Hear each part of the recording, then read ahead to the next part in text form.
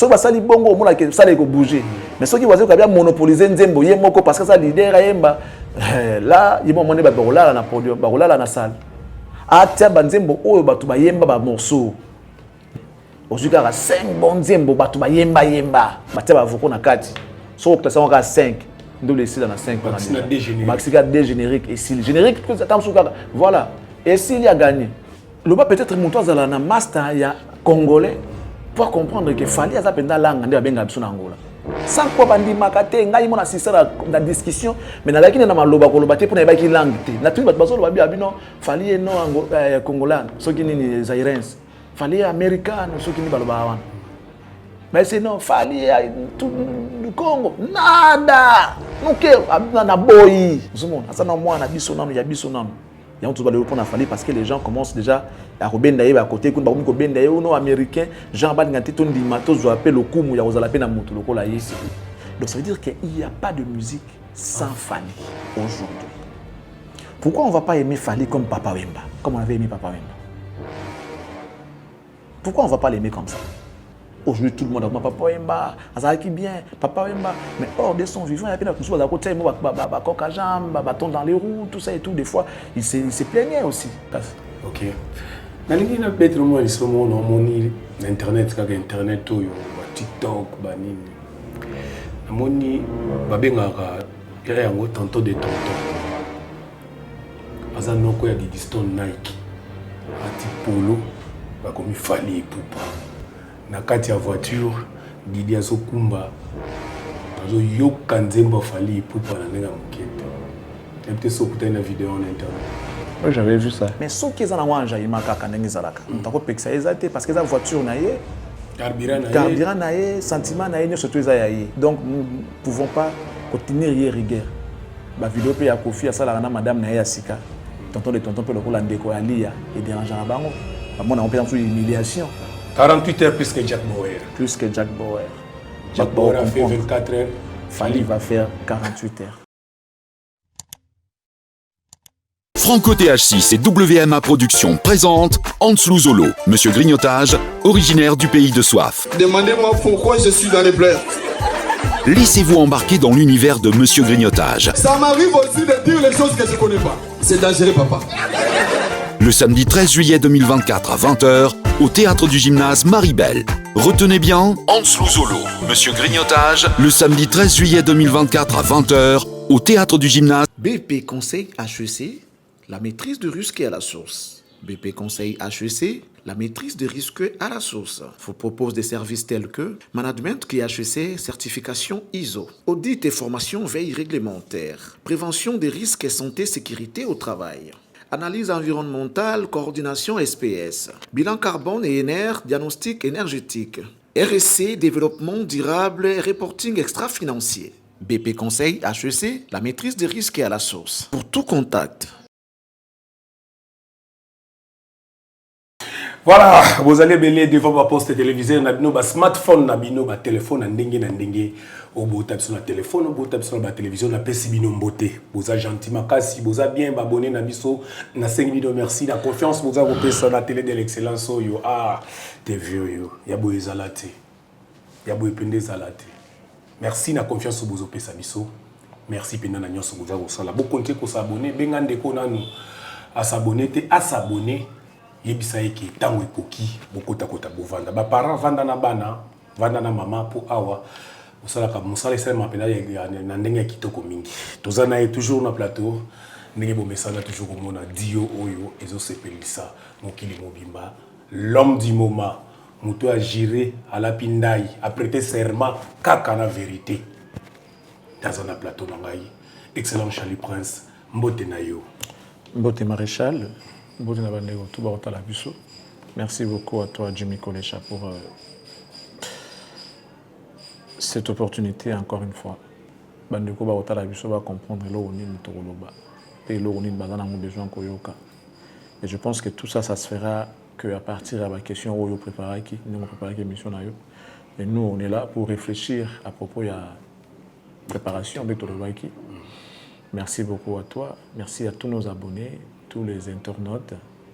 Merci également à nos partenaires. Je commence par M. Toussaint, le patron de M. Katia Commercial Un monsieur bien, un monsieur sérieux, un monsieur très responsable. M4, agence Nabino et fret, maritime comme aérienne. Transfert des fonds, vente et location de véhicules de marque, villa, vente. Ce bolingi, on a vu où partout, et où Turquie, et où Dubaï, et Angola, tout à Kinshasa, pensez à M4. Commercial, il y a M. Toussaint, tout dans la Dubaï, tout dans la Turquie, tout dans la Poto, partout. En tout cas, merci beaucoup à lui pour ce qu'il fait pour nous également. Amazon, c'est d'ailleurs Ebele, Koleka, parce qu'il y a Zamontomoro bien, il a crié à nous, il a commencé avec nous cette aventure. Aujourd'hui, si nous sommes ce que nous sommes, c'est aussi grâce à lui. Et il mérite beaucoup de respect, beaucoup de soutien, beaucoup de gratitude, parce que c'est très important. Je vais encore dire merci à un monsieur qui est très intelligent, très élégant, très cultivé, très noble. Je cite monsieur Jean-Flavien Kaniki, depuis la Pointe-Noire, bourgeois en train de nous suivre. Merci beaucoup à lui. Merci notamment au PDG Brian Panzo, expert carbone, le patron de BP Conseil HEC. Merci à lui. Merci à Madame MM, la classe et la beauté, les sourires permanents à AC Milan. Merci beaucoup à lui. Merci à Bruno Loubi Kambonga propre depuis Chicago. Alain Boyika, l'honorable, l'autorité morale. Merci. Gédiaël de Kakolo, le cerveau penseur. Merci. Merci à Madame Noëlla Yanga Lonengo, maman sociale. Tabita. Nabiso. Merci à elle pour la mikanda ya mapango bandeko boyoka bien. Mikanda ya mapango. Vous en avez besoin de mikanda ya cadastre, vous en avez besoin de titre immobilier, vous en avez besoin de certificat, vous en avez besoin de contrat de location, vous en avez besoin de morceler, de mesurer parcelle na yo, lingyo teka, lingyo somba ba hectare, tout terrain, tout parcelle. Pensez bon ya ko benga biso, to ko tia bino a contact na Madame Noëlla Yanga Lonengo, maman sociale Tabita. Pour na besoin mikanda ya sûr, ou eza certifié na cadastre, ton affaire foncière ya momongo. To pe si bon pe mbote na maréchal les surveiller ça restaurant yo lezo na Dallas. Merci à Naé. Ninga kole sabana mboka. Merci à Christelle Blanchot. Merci à Sandra Malonda. Merci à la grande dame Annie Moussouloukou depuis Paris. Nous la saluons. Et nous saluons également Amigo Londe depuis Canada. Merci beaucoup. Eric Ize Obama. $10 000. Eric Ize. Voilà. Au-delà mon pouille à exemple à suivre. Merci beaucoup. Voilà. Merci Charlie Prince. Ngala keko féliciter. Lobby Zaki Kitoko na Palais du PP dans l'Assemblée nationale. Enfin, il est élu le président de l'Assemblée nationale. Le docteur honorable Vital Kamerhe, le pacificateur éternel. Yem Gazaki élu lobby comme président de l'Assemblée nationale de la République démocratique du Congo. Félicitations docteur. Namaye le layo zalaka. Toyebi ke mamba bien ko salima. Ba député ba yebi ko salaka ngobi. 15 ans après Azongi Susunangbende. Félicitations honorable Vital Kamerhe. Na pespembote pas Blanchard Bonze. Bonze Blanchard les pétroliers Vinanga à 30 sur 30. Mbote na Oyangwana Eskauzali. Charlie Prince Bonio. Qui m'a moi il a bandi santé ça va hein? Ouais. Changement boyo kendare bababilo bamboke belé mais changement climat dérange côté on a préféré Mali que moto. OK. Ouais, on a déjà ce climat ça boy, c'est bien. Ce PP si sous fraîcheur makasi ça la bien. Ko rapenda moto té. On a préféré ka moi fraîcheur. OK. Donc ça va ce que langue côté passe dans nga ils ont des poussières, on a pas karaté. On est allergique na poussière mais j'aime la fraîcheur. OK. Ouais. Quelques rendez-vous prévus déjà moi Mikolomkia. Ouais, tu sais qu'il y a les 26. Tu sais les 26. Ouais, frère Mike Kalamba il pour la Zénith de Paris. Après les 26, tu quittes le 1er juin. Adidas Arena avec Monstre d'amour, Félix Oisé quoi, est grave. Après les 8, Héritier Watanabe va présenter son album devant le public. Na Pullman, les coûts de billets c'est $300 pré-vente. Les jours J, les billets sera à $500. Après ce Tolongo, les 8, total bon les 15. Ferrego là, Azabongo na Genève Arena. À Obeta na Genève Arena na Suisse. Ce qui Tolongo na le 15 juin, total à ici Patrick Beckham. À Obeta Bongo le 29. À Genève Kakaona. Na Genève, na Suisse toujours. Ce qui Tolongo les 29 mai juin wana tu y bon les 6 fallait pour pas un beatball alors ça va na LDLC Arena dans Lyon là nous sommes les 6 tandis que les 13 alors ça va bon à Bordeaux voilà ça va bon à Bordeaux sur ya longo wana je crois le 27 azana Italie après on va taper na Portugal après on va taper na Belgique na Liège après on a commis déjà le 29 fin du mois. Après, tu remontes à la Sikoyo. Dans le début, il y a mois d'août. À Songimba, à Kinshasa. Pour les 10. Les 11. Dans le stade de Martyr. 48 heures. Plus que Jack Bauer. Juillet, frère Mike. Ouais, le 26 juillet, pendant qu'il fallait aux Aotambo, à Portugal, à Italie. Hier, aux Onga, frère Mike. Donc, ça sera un mois après. Juste 30 jours après. À quitter Kinshasa pour être à Martyr. Donc, et ça, mon espace à un mois. Le 26 mai, à Zana Zénith de Paris. Le 26 juin, à Zana Stade de Martyr. Juillet, pardon. À Zana Stade de Martyr. Donc, à Pessi, 2 mois. 2 mois après, ok. Après les 31, les 31 août, Maestro Fabro a obéi au Casino de Paris. Dans Roga. C'était bien. Il s'allie bien Makassi. Olivier Chimanga. Il s'allie bien Makassi. Donc, Roga, félicitations. Bandego Bazaliki Belé, il s'allie Senghor. C'était bien. La Corée, ça n'a pas été bien.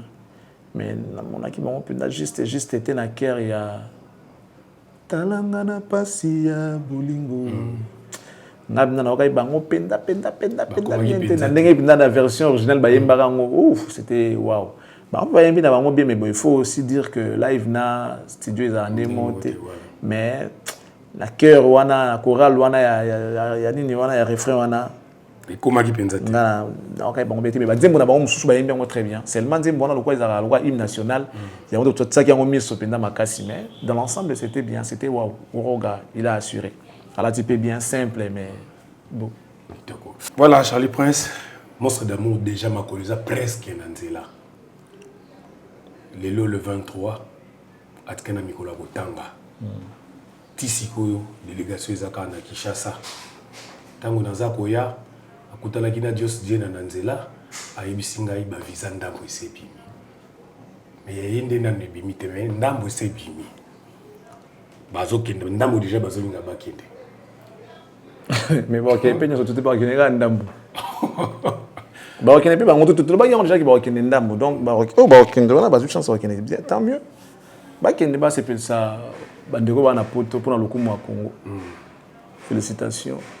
Tout ressemble la ga ndulé les camarades parce que ba ozela des concerts. C'est vrai que ba ozela bato ba weta concert mais bato ba ozela mingi nde ba yoka ke ba mona bato. Ba yoka nde bato ba yemba. Ke ba mona. Mais ba ozela ba mona bato te. Vous comprenez? Donc, les nuances sont compliquées. Il ne faut pas tout comprendre bien. Parce que c'est la batoté. C'est la musique. Bien que la musique, c'est la marque pas ya bateau. Tu vois? Au bas, on a pour nos bêtes, ils ont la c'est un c'est la rabat babina kaka.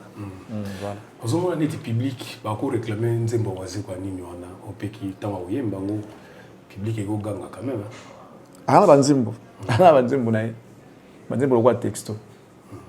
Bonne nuit chérie, mon bébé, oh là là bien. Ils ont un avocat et bien la kati. So aujourd'hui mon kola wabelo rango. Maman, ponini makelele zatela mboka o. Ponini batonyo so bavandi kimia koko.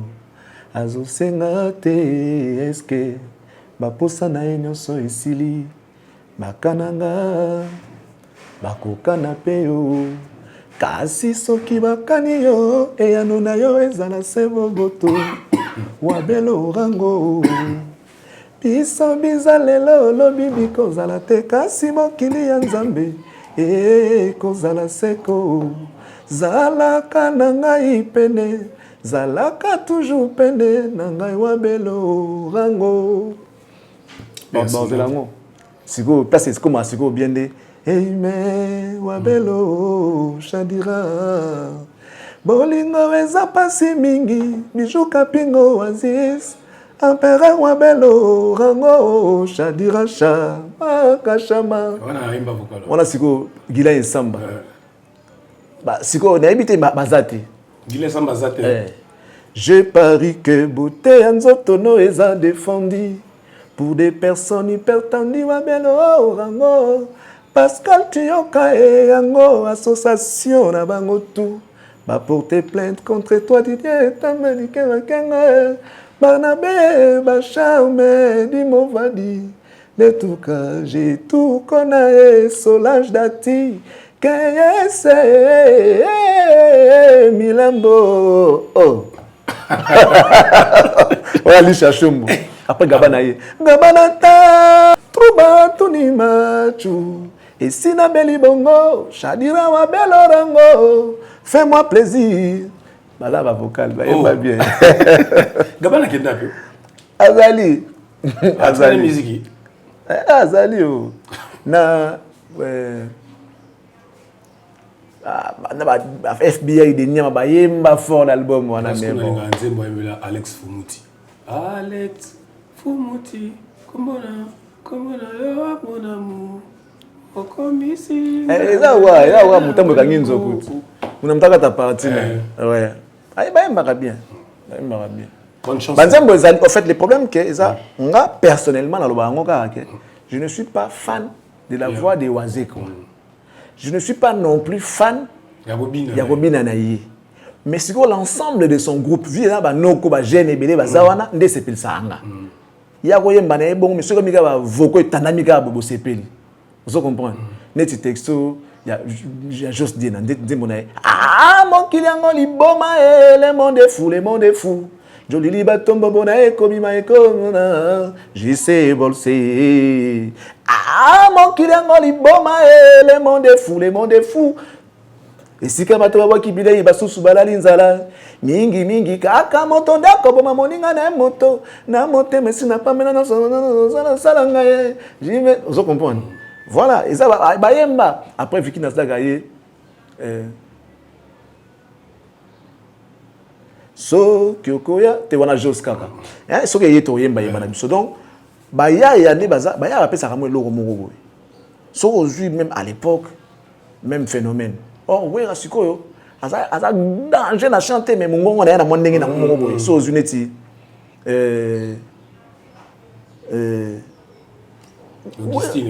ouais razara mystique voilà ya mystique net nanti mbona moko boy wa yemba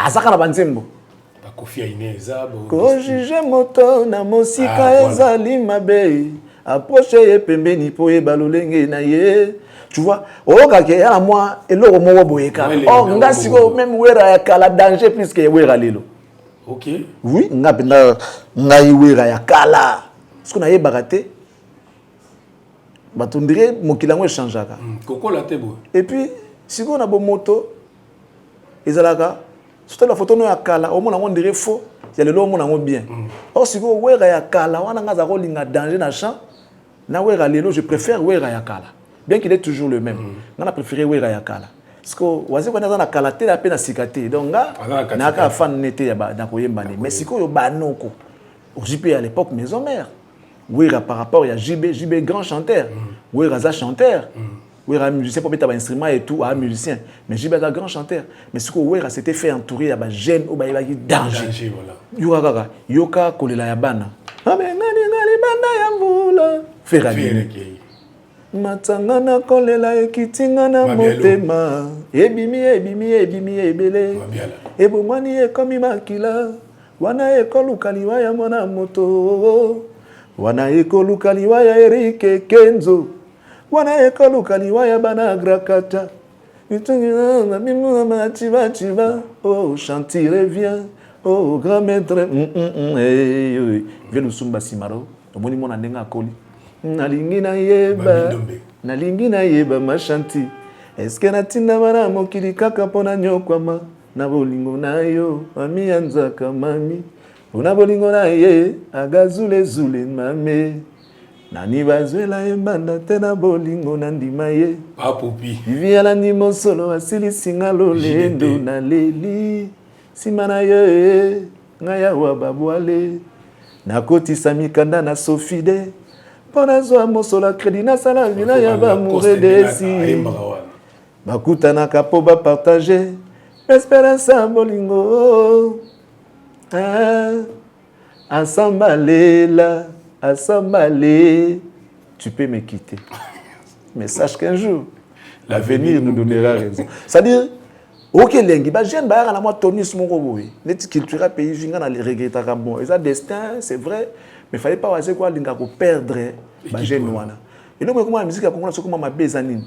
Ba roko kende, ngande makambo. OK. Ba koki na bango ko kende, ngande makambo. Et ça bien ça makambo, mais on ko perdre eloko moko boye.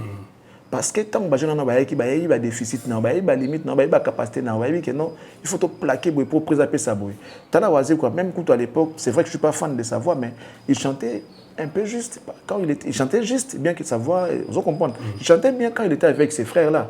Massa Nabiso Kalabajos, Vicky Nasdag, Chéribe, Ladimiyembe, Nani, Tuana.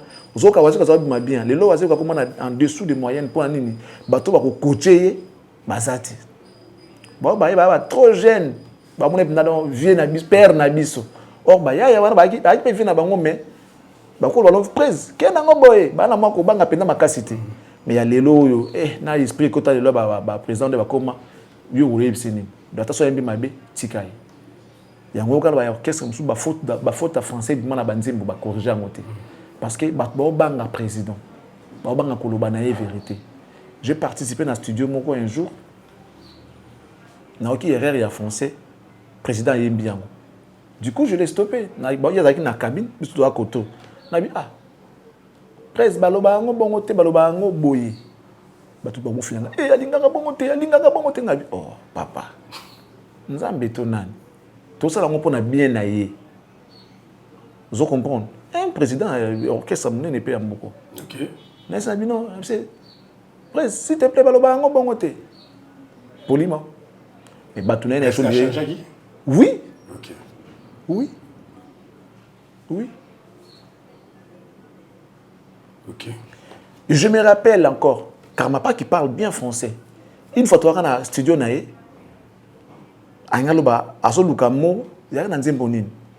fallait aller tu vois, bilanga ya 20.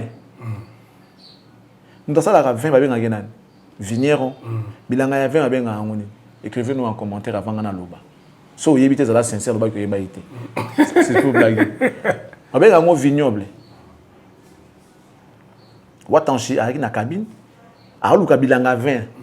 Après j'ai dit vignoble. Mais on dirait à la sûreté. À la sûreté c'est que nato débattre. A tiki penda mon mutamaele a kondi makamba monter parce qu'il s'agit de nzembo et ko pas batu. A bimi pas to débattre vignoble to koti penda ba Google tout ça, tu peux comprendre que bilanga 20 ça vignoble. Après, tout ça a une importance ma casse pour les artistes. C'est vrai, tout le but est que tu vas y habiter. Parce que tu assistes dans le studio de Roya Kofi, peut-être Maël français était tout basé quoi non carrément pas opération Maël français mais il y a des petites choses et quoi échapper pe mutu. Vous en avez besoin mutu mo kazalana au monique ce qui a lobby cause la ya solo. Tu peux pas te faire entourer des bazo bakaka tant ceux qui yo mo koza limité ou bloquer ou caler. Ou alors mutu na te parmi batu aux en bango. Non, c'est pas bien. Tu dois avoir des gens OK. Soit ils mo échapper yo, bango ba ko rappeler yo.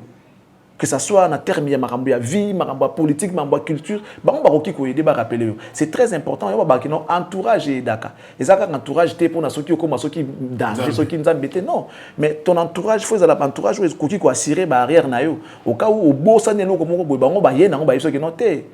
Président, ah les arabes. C'est ça aussi l'important, c'est bato za na bango pembeni. De tous arabes to c'est complétera. Zomona. To za na rédaction bo lo mo échapper mutu boy. Mo ka pesi de na. Non, c'est un article tel. La Constitution, oui, mais ce que tu dis là, c'est un article tel de la Constitution. Au moins, il y a un moment de lumière. Parce que c'est au choc des idées que j'ai la lumière. Si vous avez un bateau, il y a un moment où il y a Olivier, il y a un avocat, un goutte, il y a maille dans la maison mère. Et puis, Kota. Olivier. Claudine Kino Kabelangata, un goutte à maille pour Nazala satisfait. Oh, yebaka, mokile kisana, lokola, batoba kisana. Un goutte à maille. Or, aïe, bien épais que ça a une goutte. Mais dans le moment où on a échappé, ce qu'on va dire que soit prudent, Ben ba banaki non te ezalaka une goutte. Et puis mais ça peut ka excuse parce que ekenda na ba mixage, ekenda na ba mastering, na mundelo na ba ingénieur wana, na ba to ba mixage, na ba to ba masterizaka yango ba yoka un goutte batika yango. Ezaki par rapport à nini? Yango il faut na ba to ba za éveiller. Kolinga te ba to ba banga kayo lokola nzambe. Ba to ba mona ko lokola do ba ça dit intouchable quoi. Ça dit intouchable. To zaka na anglais micro. Te le est imbattable. Oh comment te que non intouchable. Non. Babango te ke yakobanga bongo. Ba respecter parce que tu es le leader, tu es le patron. S'il y a des choses à dire pour bien tout faut voyer bisayo. C'est ça le vrai problème. Donc voici quoi ça na banzembo tozongi siko na lisolo tunaki. Azana banzembo oyo akoyemba bat bayebi na bango pe yango. Yemoko en solo après ça va se fatiguer les gens vont se lasser. C'est ça banzembo oyo ki ayemba na bandeko bataka ba morceau et ko pesa ambiance. Moi je préfère que soit na yeza la mingi na banzembo moko ya ndengwana. Banzembo ke ya yembi muke batandi mipiko ba vocal.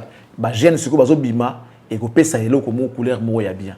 Mais ceux qui a ngaza ka ke no ya monopoliser ballon, monopoliser nini tout ça et tout et comme moins compliqué. Donc nengaza na choix ko ba banzembo oyo ba ba vocaux et puis ba seben. Parce que spécialité na c'est aussi ça. Mais banoko bazana ba yebi oyemba. Banoko ba yebi ko yemba. Baza. Il pas yebi ko yemba mais ngande voix na yende na la fante. Donc banzembo ça choix na yeza basé na banzembo oyo banoko ba intervenant. Que soko pessim na Paris écoutez Vicky Nasdaq abimi ayembi. Ana vocal moko sala ka ngo bien bo na nzembo ya bonu chéri wana. Nazabolingo Nazamotema Yashimio Zabolingo Mustafa Yome Mangai Motema Yome Mangai tu Dani Kabala Nabandaka yo na A Okomisinga na Z Nabanda na Genèse Okomisinga na Apocalypse JP Masampu Boris Bonga Pona nini vraiment Osiliki Gabentumu Tina nini Osiliki Rachil Mavebo Wamboma. Après des choses quoi yaka. Ah mon kilengo boma tu vois un peu. Donc basa la bongo. Basa la nengwana. So basa li bongo mona ke ça les bouger. Mais ceux qui voient que bien monopoliser nzembo yemoko parce que ça leader yemba là ils vont monter ba barola na podium barola na salle. Atia banzembo oyo batu ba yemba ba morceau. Nzembo lo kwa neti pour ba répéter yango nzembo kwa texte ko zanga te. Na banzembo ba sede mpe ba yemba ba luka ba yemba ngo. Ba sede ba yemba vocal à danger kuna na kati ya orchestre wana. Et ça vocal oyo et bouja. Même so gazate bo bete banzembo wana batu mususu ba interpréter yango parce que ils a plaisir ya orchestre. Ça ba biloko oyo ba salaka itika na orchestre. Ba sala ba morceau ya danger ba ekimi nga kutu. Jonathan Sindani morceau mususu zani. Ya sede. A éviter. Mutunae Nazamotema Yashimio Zabolingo. Les gens voudront quand même entendre ça. Vicky Nasdaq. Voit-moi. Alors, l'art depuis là. Je vais me regarder ça nous les. Alors, ba komi kala kuta kala ba komi ebula dans Joanza Mystique. Vicky Kibam. Mon Congo. Nasdaq j'étais sali. Mon dit Joanna d'abord ba combiner ba instrument ba instrument orchestre. Et yo tika place ba betandoli. Azaka déjà on voit nous patron déjà. Si tozo potana wana ba ibandeli wana no kwa zadana ba kombi ebulaka. Kibambi muko Vicky Nasdaq na pesi mbote. Voilà. Tu vois? Donc no kwa tsa banzembo o batu ba yemba ba morceau. Soka ti yango te en tout cas boko mona ke ndule ko zala kolala. Ate yango batu ba yembi ba jeune ba yembi ba sengi ba bis ba bise yango après siko aller fimbu na kata Adidas wana ali match sili ba esili oyembi na tango taka boy pam fimbu chicote après akona masizole tatu yayo ale mutali ba maliaga na vulwe esili a gagné ala na biloko siko ezaka lokwa nisona ba joueur à danger yeba ka siko ko sélectionner ba moi ba siko classer ba mosiko ba beta bien zomon ba chanson bien ba na bango depuis kala mais tout le monde a marambo te nani wasali des sabres. Voilà. Donc, à classer ka banzembo bien. Aussi, il y a 5 bons nzembo, batu ba yemba yemba. Batia ba voko na kati. So, classé on a 5. Nous les 6 dans 5. Maxi a 2 génériques. Et si le générique, voilà. Et s'il a gagné. A gagné. Ok. Merci Charlie Prince pour moni de tout ça nous a votre blague pour Charlie Prince dengue qui a préparé conseil né Adidas Arena. Merci beaucoup, félicitations à mon d'amour. Tu auras bonne chance pour notre bétamité, bonne chance. Donc tu chantes ce chapitre. Appartenance au loba qui est émission awa na quotidien internet na moni komi o embitsball aza angolais. Le beatball, les mbatables, les fali, poupa aigle. Nathalie pe bato musu ba ivoirien pe babinde azande ya bango. Nathalie côté musu pe o azande ya biso. Appartenance au loba qui obanda qui onka lokola ka ndingo analyser la. Té lokola ka té. En fait, moi mon problème mes amis, je savais. Oui. On a sionné quand même quelques pays. On a sionné quand même quelques pays d'Afrique et d'Europe. Tozo mona, tozo yoka, tozo tala. Vous comprenez? Je suis parti plus d'une fois en Angola, je vois comment les Angolais boy à Kapenda que non que fallait à Congolais.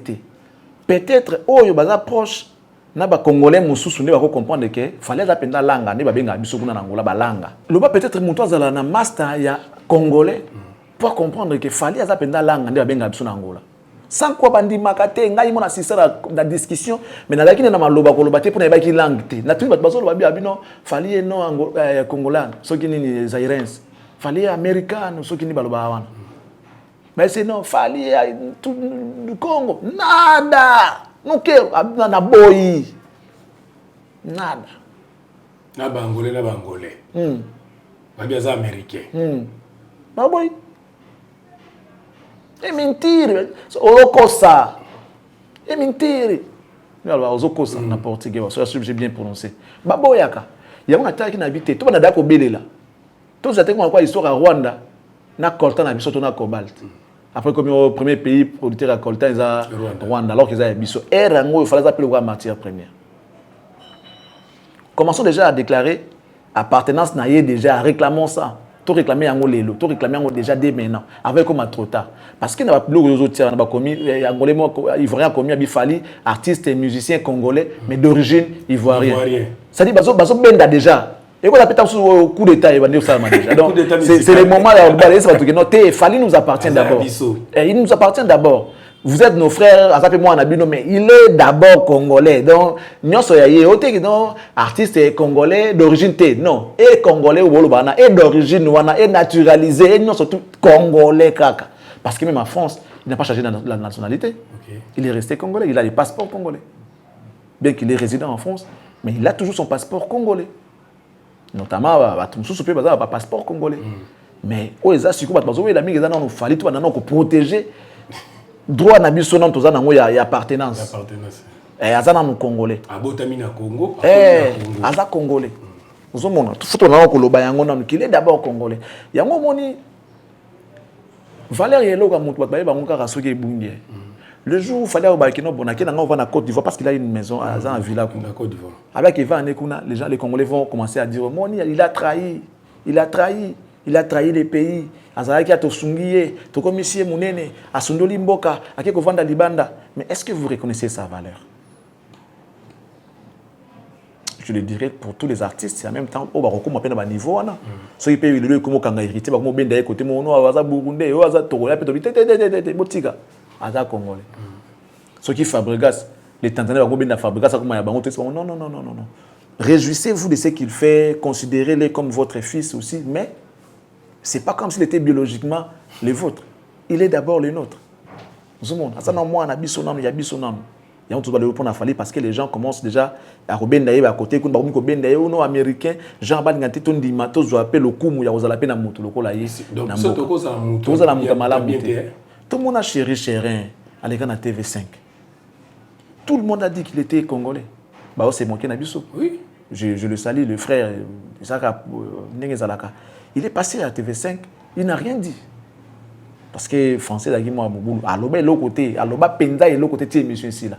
Il a fallu que les journalistes a placé les mots, phrases et tout. Finalement, l'artiste n'avait rien dit, n'avait rien communiqué alors qu'il avait l'art. Il a l'art en lui. À ça, là, œuvre, il faut défendre, moi expliquer, langue et bomaï. Tout le monde s'est moqué des Congolais. Tout le monde s'est moqué de nous. Congolais, Aibika Sap, Congolais, Aibika Masanga, Congolais, Aibika Bassi, Aibika Ambiance. C'est comme ça qu'on nous catégorise. Mais ce que on a dit comme Congolais, musique qui m'a cassé le roi Fali, ça ce n'est pas Congolais. Le roi Mutabi musique, le roi Fali, on a ça Congolais. Comme il est comme ça, là, Nenga Zawana, Nenga Bastar Bazalaka. Là, il n'est pas Congolais. Là, il est Angolais, là, il est Américain, là, il est Ivoirien. Pourquoi Tosala Mokili Nim? C'est la question que nous devons commencer à nous poser. Tosala Mokili Nim. Ceux qui m'ont embosé à Mabé, Bisso. Ceux qui ont Malam, Bissoté. C'est comme si, lorsqu'on échoue, ça c'est nous. Mais lorsqu'on réussit, c'est grâce à eux. Si on échoue, c'est nous-mêmes. Si on réussit, grâce à eux. Donc, Bisso, quand on attend où il y a le coup, on attend un moment difficile, Bazana Bissoté. Et ça, ce n'est pas l'amitié. Un bon ami, c'est celui qui fait de sorte que, qui empêche tes larmes de couler. Pas celui qui essuie tes larmes. Pour nous choisir dans la main, je un bon ami, c'est celui-là qui empêche tes larmes de couler. Genre, mieux vaut prévenir que guérir. Yo kuzilatina be la nano pour européen sanga remède. Si on a ça à ma bé, na aussi peut-être dans tout sous gilet mobo, ngati na sala qui on tourne le route na nzela. Pe ki sanga lo bana ngaki frère. Fais attention. Mutasala qui ngo yebi ete ko zo kisao boy ozibokono. Moni obik singa na likama. Parce qu'il y a des certaines maladies, ce qui est hier et bien le temps où guérir n'a couffé déjà. Alors mieux vaut prévenir que guérir. Un bon ami est celui qui fait de sorte que tes yeux ne versent pas des larmes. Pas celui qui essuie tes larmes. Et tout le monde va penser moi je dis ah mon ninga nga tanga passe. Pour une fois ça na tanga passe. Na bisengo. Yo zela ka passe yela nga po mi comme ça mon ninga nga non. Tous à la peine à un moment c'est un peu qui s'en a maoué là pour tous à bien. Il faut la passer là si mon ninga nga tanga passe. Non. Ça c'est les Congolais. Fallait d'abord le nôtre. Commençons à réclamer déjà son appartenance dès maintenant. Commençons à réclamer. Tout ça la nini pour te réclamer église. Tout respecter. OK. Tout lingaï. Tout posta makamune malam parce que les lots problème mes anini les gens vont dire ils parlent que de Fali. Dans le bagage il n'y a pas de musique aujourd'hui sans Fali. Mais tu as côté le Félix Oisé quoi. Les gens ne comprendront pas. Il faut tout nous expliquer quand on a des détails. Il n'y a pas de musique sans Fali. Voici quoi qui va jouer dans Adidas Arena. Il y a une année, quand tu as 2 ans, en Abeta. Non. On se place à Moscou, c'est compliqué. Il y a une année. Est-ce qu'il va aller jouer? Non. Les lots, à tes dates, c'est grâce à qui? Il y a un beatball. Fali. Donc ça veut dire qu'il n'y a pas de musique sans Fali aujourd'hui. On a entendu à RDC. Arena, on a Adidas, on a RDC. Ils ont Paris. Arena, je parle de Fali. Voilà. Ce Fali en France, c'est Fali. Soit il y a Congo, c'est Fali. Soit il y a Nigeria, c'est Fali. Ça dit musique congolaise, ça se joue partout. Partout où il y a la musique, on ne peut pas parler de ça sans citer Fali. Lélo. Voilà. Ça veut dire Lélo, comme une sengo, que n'engé wata bimisi album nae, a se présentant officiellement. Après, à hauteur badata ko beta na poto wana ko beta na masala minene. Maestro a zo beta na Casino de Paris. Après Casino de Paris en 2025, il a une date, il y a Zénith de Paris. Mais Maestro na kaka a même mission na poto awa. Bah compliqué concert exacté, bah comme déloger concert, bah délocaliser en et comme tout ça et tout. Il n'a pas joué en toute quiétude. Bah dérangeant qui est ils écoutent ba salle mythique te ba salle moka bon malabongo mais et beta pina ndenge singa kité. Or ceux qui n'ont les lopenda boya ti date na ya que beta moi ba ba yé ba lati bien ba yé ba tout ba yé. Oui ba simba tika da bien te. Wata atia concert na yé depuis na Olympia. À côté même. La balance. Mais il finit ça par construire. Celle en 2004, en 2020 à Betaka, grand concert à Accor Arena, Fali. Il revient encore en 2023, il joue encore, dans grande salle. Donc, il y en a qui sont sur tous les plans. Retourne à un exemple, mon bon, pour falloir ce qu'on a quand on rebelle, on a que Aza. Donc, il n'y a pas de musique aujourd'hui sans lui. Voilà pourquoi, mon tandem, on a soit montré au faut ça y image mon robot. Parce que c'est lui que le monde entier voit. C'est lui que les gens voient en distance.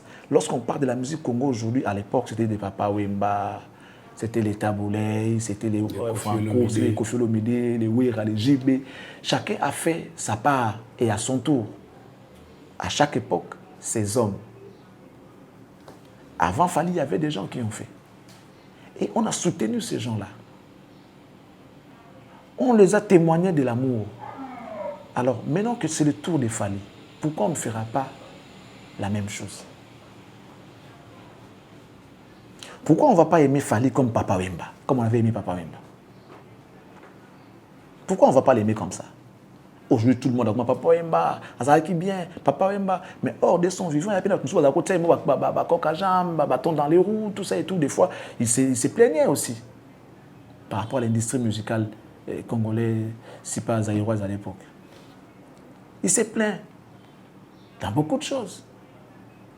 Papa Wemba, bien qu'il était Papa Wemba, Akita, na succès était à Koufi Namote. C'est vrai que le jour où Koufi Namote, tu vas comprendre qu'il était vraiment grand parce que on a vu comment les Ivoiriens ont organisé des obsèques de Papa Wemba, représentation de Basalaki Yango, on a vu Bamboka Moussou dans la Chine, Wapi dans la Ligue des Champions, hommage. C'est là qu'on a compris qu'il était grand. Mais or, pendant qu'il était dans la Soukanaï Awa, Papa Wemba était à Freebox. On a rempli Forest comme ça veut dire que succès est Kitaka. Même Fali Ngazabongo, il y aura un temps à Kita. Mais comme Azanano, et puis Azanano yé, pour tout le monde, il y a un problème. Pourquoi il faut te fingayer alors qu'il y a ça le coup Munabiso? Pourquoi il faut te boyaka alors qu'il y a ça le coup Munabiso? Pourquoi il faut te dénigrer alors qu'il y a ça le coup Munabiso? Pourquoi toi qui ne look là dessous des cartes? Et ça logique. Moi, on a dit Bosso va investir Saka. On investit sur lui. Parce que il y a des Bosso au cola. Peut-être que ceux qui a collé, Azui Moussala, a collé mon abino charge. Il y a aussi ça balé qui n'est. Tout le monde va te soucier mon abna qui il y a les Bosso, Azui Moussala qu'on s'occupe de balé qui n'est. Papa passe à l'année à peine. Comme aujourd'hui, c'est lui qui est mieux placé. Il est mieux placé aujourd'hui. Sur la musique, sur tout le monde, même en termes de relations, en termes d'agenda, en termes de nini, il est mieux placé. C'est lui qui joue plus. Et partout où il part jouer, il représente la RDC. Il mérite les encouragements. Il mérite l'attention. Il mérite l'affection. Pourquoi on ne fera pas Fali? Chancel Koutou d'ailleurs, à Bétarana Club, on va foutre à Gembo, on va la poche. Fali à Bétarana pas montoté, Aza businessman. Na ba moyen na yemoko azotomba lokumu ya mboka. Chancel kwa kobeta na mboka faut fouter mbongo. Mais tolinga ka yebo. Faut ba tsapi na mbongo ke non ba teli bino ba kota apeka c'est peu na ya na ngate. So na buka ni kuna. Ba kozwa mbongo, ba kozwa prime, ba kozwa nyo surtout ba kozwa caché kwa kobeta na mboka. Mais Fali na na pesa bango ba feri, na na pesa bango mutata ba hérité banane. Comme bougie. Donc nous devons les aimer. Bon, en fait, je disais Fali parce qu'il y a Azali Bosso. Mais cet amour-là, on doit le donner à tous nos artistes et musiciens. Il est temps qu'on commence à dire des choses. Mais cela ne veut pas dire que ça m'a beaucoup non. S'il y a à reprocher, on va reprocher. S'il y a à parler, on va parler. Mais dans l'ensemble, faisons les choses bien. Topé ça bango lokum, topé ça bango valeur. Ouais, à Kolinga pour se respecter, tende. À Wana Yemoko Italie, il n'aura qu'à s'apprendre lui-même. Charlie, nous avons Formule 7 et ça lui au moins 2 ans on là. Du jour au jour, on dirait succès dans le Formule 7 quand de mon émission. Du jour au jour, succès dans Matakaka. Le travail est bien fait. Le travail est bien fait. On n'échange pas l'équipe qui gagne. Si les Congos n'avaient que ça en ce moment, aux autres, ça va tout plaisir. Pourquoi tu as eu l'équipe à monter? pour tout longola to boire atteint et là aussi dans bien. Aujourd'hui, c'est quand même bien ba dynastie pe bima, Thomas pe Oyokango, Tozo Kapé, Chemin de la gloire, bien qu'il y ait un paysan. Tous les albums restent toujours sur les marchés. Même de l'eau, même en termes des émissions, tout ça, là, on a YouTube. Au moins, l'émission, mon co, oh, Tessika, et Talami, et Belé, et quand tu peux t'en souvenir, mon groupe, l'émission est technique là. Pourquoi? Parce que cette émission-là, et si elle génère déjà revenu nango déjà, aussi aux oies angopé déjà. Mais si on n'est pas aussi première émission, aussi première vidéo, tes vidéos en Wezali. Et ben notamment la macaca, tant que moi, moi des 3 et ça moi 3 vues nango 4, ils ont ça sur eux qui déjà. Et puis sur tant moi tant sur moi émission à Kalana et tant c'est continue tant sur moi $2, moi $5. Ce qui veut dire que ça continue à se regarder, à consommer en caca. Mais ils ont la vitesse ndenge mon côté na oyo bimisi siko pour contenu eza ya sika. Donc ils appellent mon album. Les albums même ceux qui sont des succès mais ba consommer yango kaka. Mais ils ont na ampleur mon côté na album mon côté bimisi sika, tout ça bien. Voilà un peu la différence. Donc Formule 7 ezali tilelo comme Miange mi demo pe ezali na marché tilelo comme Dynastie pe ezali comme Boîte Noire pe ezali comme Arsenal de Belle Melody pe ezapé car na kati na consommation mais ça va pas se consommer de la même manière que l'album qui vient de sortir aujourd'hui. Et puis na ça constamment ko apparemment na ça la clip nyo sauté. Ezalaka ka soki moi terrible abimisi mo clip mon pe na nzembo wana ça la clip en réalité pour y accompagner nzembo. Et puis ça nzembo ampleur. Et puis ça va tout goût ya ko linga nzembo wana parce que les gens veulent plus regarder que d'écouter. Quand tu es à la maison ou à la télé, au lingo yo ota la homona. La télé on regarde, on l'écoute pas seulement. La télé on regarde aussi. D'abord on regarde, ensuite on écoute. C'est ça les rôles de la télé. La TV. Donc la télé, ce qu'on fait, c'est de regarder d'abord, ensuite écouter ce qui accompagne les images. Tu vois. Ça là on peut accompagner Nzembo. Ce qui Nzembo c'est mi BTD déjà. Netinga mukolo ça clip à m'aider dans bande. Ça clip à m'aider. Jonathan Sindanes qui clip à m'aider ça m'a déjà. Aider a fallu. Nandimité. Pourquoi il va le faire? Pourquoi? On dirait soit ça sous clip il m'a dit ça que sous Nzembo succès. Et dans la gâchis. Nzembo c'est lingami mbongo na bomba pour na musala mususu. Pour na ngai ce n'est plus important. Banzembo o ya crochaté, ne ba stimuler rango ba booster rango tant sur na clip pour y accompagner sur promotion nango. Mais banzembo o e beti yango moya wa nzembo. Ya wa hymne national. Ba ça là on clip. C'est là on clip. Hymne national clip est raté. Voilà. C'est là on clip mais ba nous bien. Tout le monde fait un effort à l'école yango parce que c'est une chanson patriotique. Tout le monde, tous les Congolais doivent koyeba yango. Banzembo spécial na ba puissance moya ndenge wana. OK. Vous comprenez? Banzembo loko là Banzembo belé. Sauf il y a ceux qui vendent. Il y a les frères Soki. On a limite dans la clip. Mais à chaque 12 heures qui ça ça. Sauf les palades kumbanga malembe nazali mama ya bana sambotika na bokolo. Okome mama tukoko yebate leta fungoli miso alali te.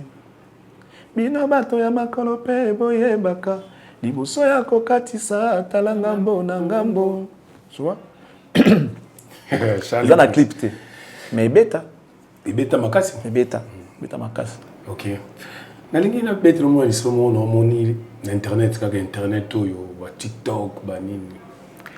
Na moni babengaka ya yango tonton de tonton. Aza noko ya Didiston Nike. Ati polo ba komi fali pupa. Na kati ya voiture Didi azokumba bazo yoka Nzembo fali pupa na nenga mokete. Et peut-être ça écouter une vidéo en internet. Oui, j'avais vu ça.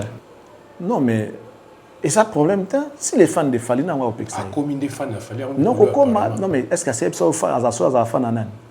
Otikala otuna yango te patikala ko yebisa ote. Le problème ezali photo za la bateau tondi maka position ya bateau. Ngana mutu na kanisela mutu likamute to na ko imposer mutu volonté te. Nous avons nos familles. Bah peut-être sous fan na biso ba fan na mususu. Ah ça non parce que tu es son frère, tu es son fils, tout ça et tout mais en rapport avec ce que tu fais comme travail, il préfère l'autre que toi. Et ça logique. Comme on est dans le monde à bon côté et comme que non c'est mutu na yo bongo à ça très très. neti ndeko moko boye moi sina sepela na ngande na sala ya boulot nde wana fasha mabe ala muta bakisi c'est que sont envoûté yo OK lingende nini moi sina tourner les sous mais bon ça là musala mon achat les points ndeni ya zala moins différent au moins étant sur moi vélo ezanga raté azana moi vélo au moins étant sous moi chemise barré pas ça mais yo ndeni ozala na position ote bango bandima na ba makambo ba moto wana na lingana nga ngote tu vois un peu ba excuse ba congolais ba luka or ce n'est pas ça dis peut-être que non bon ils a moment ils a bongo nga na zotambo samende nzamba lingi on peut te comprendre le quoi là yo zui véloté ndem zaza na vélo za mutakisi ça c'est les Congolais donc quand on a comme fan quand à moment où je ne sais pas si tu voulais qu'à la fan depuis quand je ne sais pas ils a conviction naie à ta polo ya fali à la ta ya tout le monde a battu musuku na Congo à ti polo a un peu là parti politique ya angolais à qui ko voter na Congo a ti polo a un peu là tout le monde a ngwa ils a choix na volonté à mutu tout ndi maraba ça la volonté na bango acceptons ça c'est aussi ça la grandeur donc les problèmes ezali ya intention kaka na oloba il faut y que Didi aza mwana ya bato tata na azali ko préférer ko mona ka mwana na kati ba guerre na tata na je pense pas ce qui est ko suma tonton na nini moi je pense que angaza lokola intermédiaire luka kimia entre bana na papa na bango et puis y a que y pas na bana sur les comédies na bana et je pense pas qu'il y a CP là alors à côté ça bana na makambo na été si lui veut régler Kofi à salango or bana surtout pas Didi aza chouchou chéri à Kofi Olomide. Kofi Adingakaye, je me souviens quand il avait fait cette vidéo pour dire non, ne touchez pas à Didi, Didi c'est mon sang, Didi c'est ma fille, tout ça. Ça prouve que le papa aime sa fille. Mais je n'étais pas aussi d'accord lorsqu'il a fait une chanson, ma mère Yenga, Pegise Yenga, et que les gens commencent à dire que Aboakeliango, moi si nae akalana, moi nanae. Et ça, ce n'est pas responsable de sa part. Donc ça, en tout cas, ce qui est appelé aïe bah que tous d'accord n'a été parce qu'ils a démarché madame te pour na papa papa za moto peu importe les cambo quoi affronter moi na en face ma solo lien en face ma solution nous tous on a connu comme avec nos enfants mais c'est un cas de dialogue alors tonton il doit savoir que et la vie c'est pas comme ça la vie c'est pas comme ça donc atika ko loko ta bana na ba rancune mais ceux qui ont wanja ima kaka ndenge zalaka ntako pekisa ezate parce que za voiture na ye carburant na ye sentiment na ye surtout eza ya ye donc nous ne pouvons pas continuer hier rigueur artiste oiseau lingaza pe congolais il n'est pas ougandais il n'est pas gabonais même s'il était ougandais avec africain donc ils ont un bêté mais et donc bomba na kati a plutôt intention ce que intention la guerre luka ko bois que la Kofi bois que la to ya luka ko suisse Kofi motema wana arri ko utiliser Kofi a mon vidéo wana on comme une réaction à Kofi mais il ne peut que s'attendre à ce genre de réaction aibi que bazo kanate c'est clair aibi que bazo na relation à bien tel la relation est tendue entre les deux familles donc quelque part ba vidéo pe ya Kofi à ça la madame na ya sika tonton pe lokola ndeko alia et dérangeant bango moi on peut en sous humiliation des mère avec mère madame Cindy à l'époque elle était encore travailleuse et tout il y a comme ça tu vois tout ça il y a l'ensemble de ces choses dans des autres créés ba makambo surtout donc baluka kaka nzamba sunga bango je préfère pas comme on a ba ndenge wana o ya salibo boye les essais mingi nzamba sunga bango ba qui taper dans la douceur et puis voilà. Merci beaucoup. Conseil wana je crois le quadre radio qui a yoza papa zo atiti da papa koko takutu na théâtre ya obilo kwa mikemika te zo penda atiti da père kanisa tango yembela ka CCC kanisa tango yembela ka banzembo ebele na 2000 album à tonton ndenge zaka mais noir toujours hein? Toujours mais noir mais noir ils aussi la té ils koma kutu na moni lobby na wileri aoteka ba gambo. Ouais, il faut bateka. Mutazo teka ngwazo ba mais noir yango Inch'Allah. Nabi oh gloire à Dieu. Moni eza ba voix misusu. Et cause à moké mais makambo so bimisa ba ba système alikelele. Nous avons toi la moi grâce wala nzamba tsana 4 na biso. Ba cause ba sala na bango soki yo yesi ko sali ba moni make noté muto sa elikambo. C'est une chance, c'est une grâce. Bon pas une chance mais c'est plutôt une grâce. Qu'est-ce que ils sont là maintenant, ils sont là maintenant. Mais nous, on a juste récupéré ça, comme c'est une idéologie pour que tout puisse être là. Et Dieu a fait grâce qu'il va adopter un et comme il peut bongo, ce qui un jour notre ça des martyrs, il a fallu pour pas. Et la personne qui a initié l'idéologie, c'était Charlie Prince. Tu vois comment on va pas compter dans l'histoire. Événement na yoté. makambo ya yo te moto asali makambo na ye afuti stade na ye moko asali makambo na ye mais moi individu moko boye moto apamba ye na moi eloko moko boye pe ezalaka mwa beauté na événement yango balobaka ke union fait la force. Voilà. 48 heures plus que Jack Bauer. Plus que Jack Bauer. Jack Bauer a fait 24 heures. Fally va faire 48 heures. 48 heures, personne ne l'a fait, même pas osé, depuis que la musique congolaise existe. Donc il y a encore beaucoup de choses. C'est qu'on va rappeler aux gens, c'est un grand événement, plus que tout. Des jours des Stades des Martyrs, du jamais vu, du jamais fait. Pasteur Moïse vient de jouer au Stade des Martyrs, mais il n'a fait que 3 heures. 3 heures. Lélo, Fally a dit 48 heures, il va réquisitionner les stades pendant 48 heures. On a encore des stratégies, on a encore des choses qu'on peut proposer. C'est vrai, on ne dit pas que nous sommes experts, mais chacun peut apporter sa pierre dans l'édifice. Moto na moto sika avandi abimisa maele na ye, alaksa makanisi na ye, oyo kosala ke etombola événement oyo. Donc que chacun dans son coin abimisa maele na ye, alaksa iloko nini koki kosala ke tokende nango mosika. C'est comme ça bato va évoluer na mboka. Mosapi moko esukola elongi te. Biso moko kaka soit so pe tamso événement ngo to kokoka ngo te. Bandeko bana ngambo kuna, bandeko bana poto, bandeko bana partout. Moto na moto pesa makanisi na ye. Tu sais, toi na misatu 5. Mais na kati nango za ba intervalle. Ba intervalle oyo eza lokola ba faiblesse, eza lokola ba force. Alors, ce qui to unir misatu maboko mibale au mona ke poto sala ngo to kanga yango au mona ke ezokota boy. Là où il y a la faiblesse, force à côté. À côté de l'intervalle. Et comme si il force. Faiblesse ne sauter ça nini. C'est comme ça que nous devons avancer. C'est comme ça qu'on doit commencer à faire les choses. Ce qui est uni, ça c'est l'unité. La faiblesse, tu zipi na ba force. Que les faibles, que les forts soutiennent les faibles. Au moins, tout ça, on est divisé. On est fort individuellement. Nous devons l'être collectivement comme ça. Ce qui est mon corps, il y a autant de liban qui a pas de non. Il faut pas comme mitano, simbi yango batombo yango. Atelo ka moke so batiki lié mon kazo, ngata silia pamba obo yo moko zo silia ko zo te na moto moto.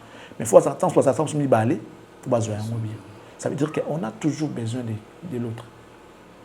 Dans la vie, on a toujours besoin, même des plus petits que soi. On a besoin de lui. Donc, on a mon comprendre que surtout ça, c'est la force na biso. Tout ça, tant que tu as séparé, tu as querelle, tu dispute, tu as ego na biso, tu ne jamais le malonga. Donc, moi, je pense que ces grands événements demandent l'apport de tout le monde, de tous les Congolais. Demandent l'apport de la presse entière. Demandent l'apport de tous les communicateurs, que ce soit de l'artiste, même ceux qui sont ailleurs. C'est très important. Moi, je pense et vous allez bien mingi. Ceux qui t'ont ça dans le bon mot, t'auront réussir ensemble. On ne peut que réussir ensemble. On ne réussira jamais individuellement. Voilà. Voilà, merci Charlie Prince. Bon séjour à Kinshasa, à Manik Sebouan, dans l'intendant le plus élégant. Azana Kinshasa, Awa, Narumona Yolelo, Manik Sebouan, dans Nabiso, Outi Tirki, Azana Kinshasa, champion, on a pu se bamboter. Tokom Nasuka. Merci. Tokozela, Tozana Biso, toi nous rappelez les 10 et les 11. Voilà. Août. Mais il campagne dans le bandité. Non, non, on va lancer un bureau, on va lancer campagne. On va lancer campagne. On va proposer ma campagne. Mais pour l'instant, on le fait à notre manière. Donc, on ne peut que se plier à leur volonté. Voilà, donc c'est tout ce que je pouvais dire.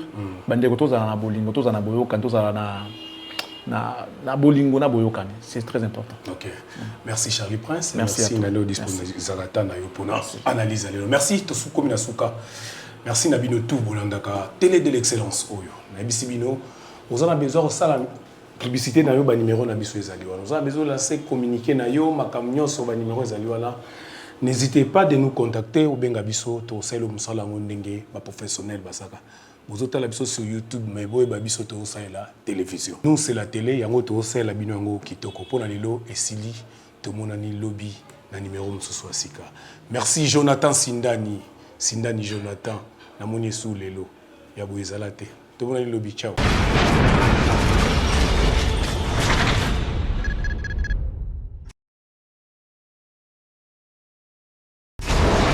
Hela ma on a ekolo samo na boala roga roga missile na ningina loba oye koya